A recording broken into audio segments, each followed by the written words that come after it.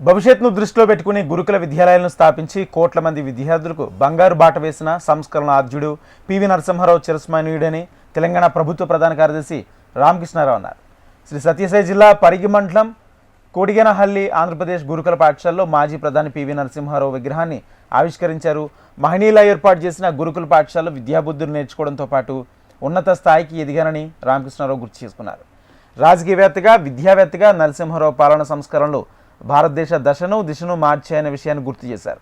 ఉన్నతాశయంతో తలపెట్టిన ఆలోచన అద్భుతాలను ఆవిష్కరించిందని, తండ్రి చేసిన సేవలను ఎక్కడికి వెళ్ళినా గౌరవ మర్యాదలతో సత్కరిస్తున్నారని పివి నరసింహారావు కుమార్తె వాణిదేవి సంతృప్తి వ్యక్తం చేశారు.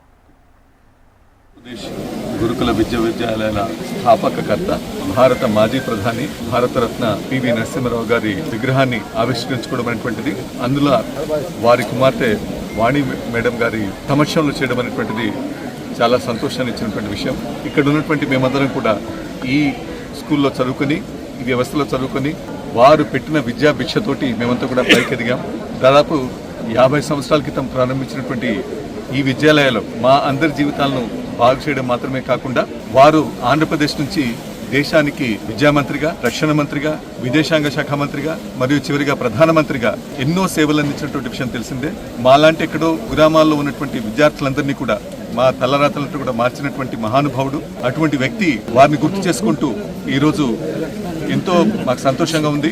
ఎందుకోసం చెప్పంటే, మా లక్షలాది మంది కోట్లాది మంది విద్యార్థుల జీవితాలను బాగు చేయడం మాత్రమే కాకుండా దేశ భవిష్యత్తును దశను దిశను ఏ రకంగా అయితే 1991 ఆర్థిక సంస్కరణ ద్వారా వారు దేశ దశను దిశను కూడా మార్చేశారు. మరి అంతటా మహనీయునటువంటి వ్యక్తి యొక్క విగ్రహాన్ని ఆవిష్కరించడం అటువంటిది మా అందరి యొక్క సుహృద్భావం, మా అందరి యొక్క అదృష్టంగా ఈరోజు భావిస్తూ,